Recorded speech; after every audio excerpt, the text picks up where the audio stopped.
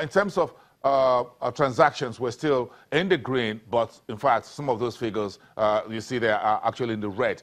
Volume terms, we're now down to a new daily average of around 150 to 170 million ordinary shares. When the market was booming between April and July, we were doing a daily average of 250 million ordinary shares with the transactions north of 3 trillion. We're now down to around 1.5, 1.7 billion naira on a daily basis. Transactions-wise, 3,783 on Tuesday.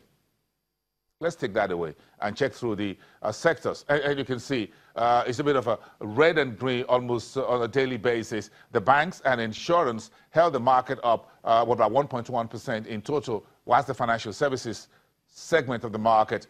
But as we saw on Monday, the consumer goods, the industrial goods, and the oil and gas fell in the water. Seplat suffered almost 1.5% on Tuesday. WAPCO, the Lafarge Africa cement giant, lost about 1%. Nigerian breweries lost 1.2%. That's one of the big boys in the consumer goods space.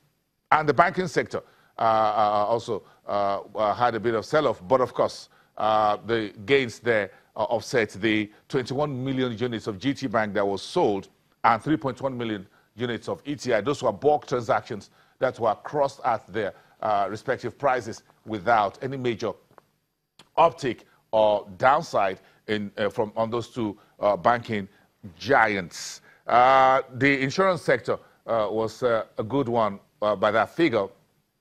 A green shoot, Mansard led almost 5%. Oil and gas, we'll get to that story in about a minute. Let's move on to the NASD. Over the counter, and that's where it was a very lackluster Tuesday, 595.82 on the USI reading, and the market cap largely unchanged, 403.21 billion naira. That's it. And transaction-wise, well, that's slightly on track with Monday when we started the week. Naira value and the number of deals.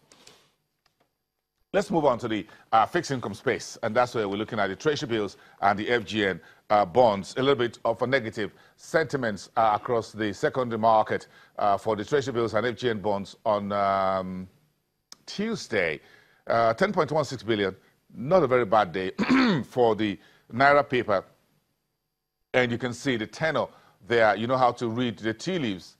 Just very simple for you there. You can see the maturity date on the left side of the page, and you can see on the far right the number of total transactions, and there in the middle you find the Naira value for those transactions and the total of deals made. Then let's go to the treasury bills. Today we're expecting, according to market sources, the central bank will be offering about 140.89 billion naira in dated treasuries, 28.12 billion for going for 91-day paper. 23.68 billion will be sold for 182 days, and about 90 billion naira for 364-day bills. So at the secondary window, sentiments was slightly sluggish ahead of that. And again, $545 million FX transactions on Monday.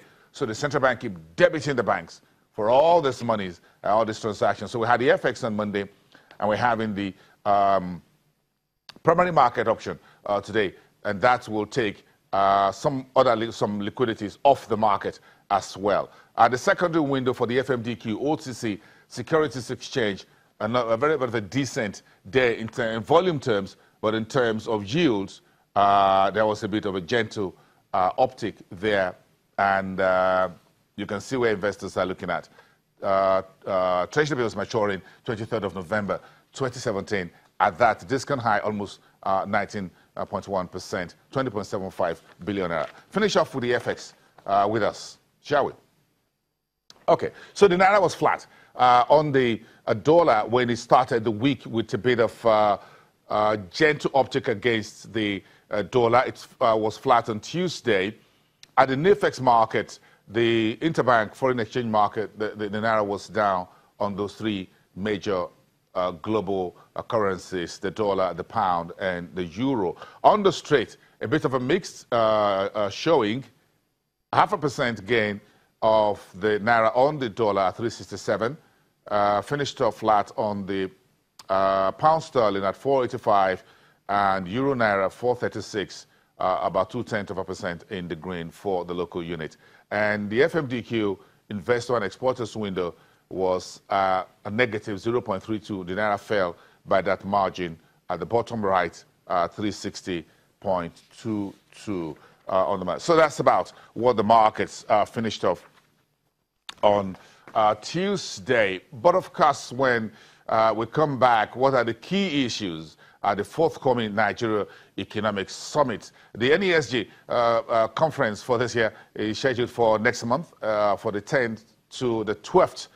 Those 3 days will be very crucial. So we're getting a bit of a heads up of what will be discussed, and the focus for this year will be, of course, some of this you can actually guess, but we need to listen to the Minister of Budget and National Planning, Udoma, who's giving a sneak preview of what to expect in a few weeks' time when the NASD do take place. We'll be right back with that.